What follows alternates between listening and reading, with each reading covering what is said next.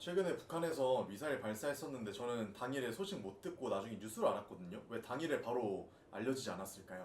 최근에 6월 25일에 북한의 김정은이 참관한 가운데 대남 미사일 도발 활동이 있었습니다. 근데 그 사실을 우리 국방부에서 알려주지 않고 우리 기자들이 조선중앙통신, 그러니까 북한의 매체를 통해서 그 사실을 알게 된 거야. 그래서 기자들이 먼저 질문을 하고 기자들이 그 북한 언론 보도를 보고 언론 보도를 냈어. 본래는 원래 국방부가 북한의 어떤 활동이 포착이 되면은 북한이 몇 월 몇시 몇 분에 어디에서 김정은이 참관한 상황에서 어떤 미사일을 쐈고 지금 발사체는 어디로 흘러가고 있고 항적은 뭐다라고 해서 원래 브리핑을 해야 되거든. 그러라고 국방부 브리핑이 있는 건데 국방부가 그런 브리핑을 하지 않고 그거를 이제 묵인한 거지. 오히려 역으로 외부에 있는 기자들이 그걸 기사를 쓰고 북한 언론에서 이렇게 나왔다, 북한이 대남 도발을 했다, 그걸 이틀 뒤 3일 뒤에 그거를 알고 이제 보도를 한 거야. 원래 같은 경우는 국방부한테 확인 요청을 했겠지. 북한 조선중앙TV에서 이렇게 나오는데 어떻게 된 거냐라고 물어봤는데 아마 국방부에서 제대로 답변이 돌아오지 않으니까 확인 중에 있다는 식으로 답변이 오니까 인터넷 언론 기사에서 먼저 나오지 않았을까라는 생각이 들어. 근데 우리가 정말 기가 막힌 게 아니, 북한의 도발에 대해서 원래 국방부가 선제적으로 먼저 알고 우리한테 알려줘야 될 의무가 있는데 그게 아니라 기자들이 북한의 매체를 통해서 그 사실을 안다는 것 자체가 너무나 충격적이지. 그러다 6월 29일 최근에 오늘 이제 국방부 기자가 질문을 했어요. 국방 대변인한테 이게 말이 되냐? 우리가 북한 매체를 통해서 알아가는 게 맞냐? 라고 질문을 했는데 국방부 대변인이 거기서도 또 그냥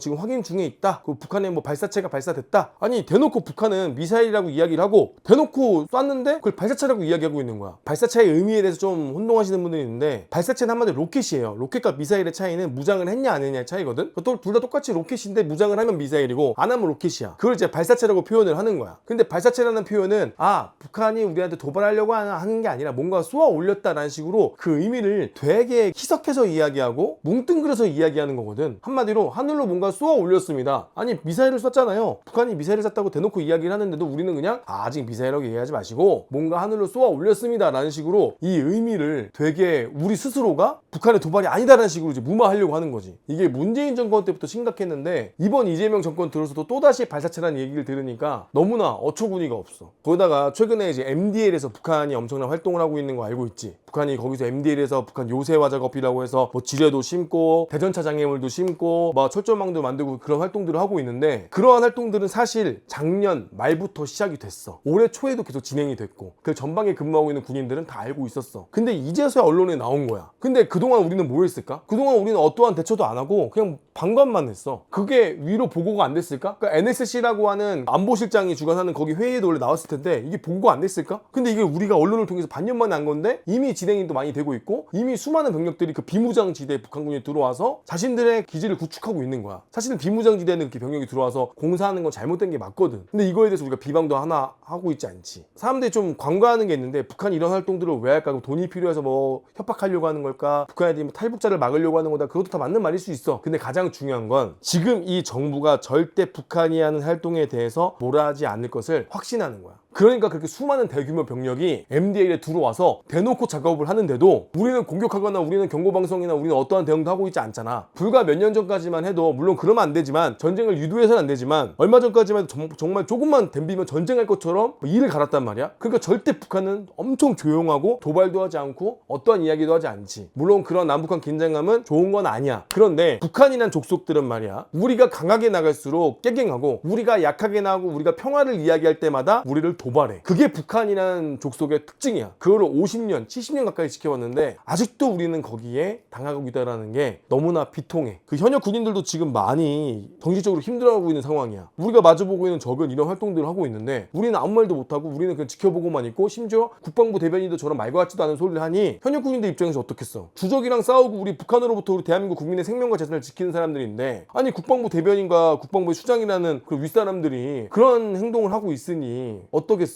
많이 좀 상실감이 크겠지. 거기다가 최근에 간첩자는 방첩사도 해체하고 규모를 축소시키고 사실 이것도 할 말이 되게 많은데 아무튼 지금 대한민국의 안보 상황이 점점점 망가지고 있는 상황이야. 후방 경계도 민간한테 맡긴다고? 그 이야기도 나중에 한번 내가 다뤄보도록 할게. 대한민국에 진짜 국방부에 간첩이 있는 거 아닐까? 어떻게 이렇게 되는 걸까? 여러분들의 생각은 댓글로 남겨주세요.